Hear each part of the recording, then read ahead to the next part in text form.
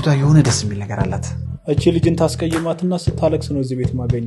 እንደዚህ አምሮብሽ እዚሁ ቅርብ ቦታ ምትሄጃ መሲ። ምናልባት እኮ የሚለክፍ እንኳን ከተገኘ ብዬ ነው።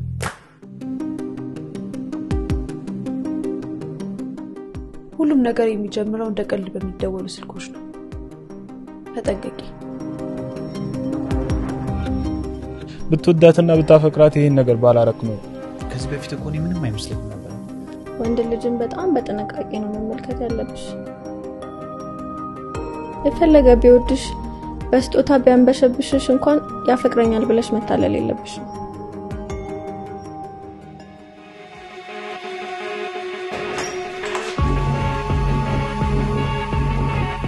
ይሄ ምን መድኃኒት ነው? በሽታ ነው እንጂ።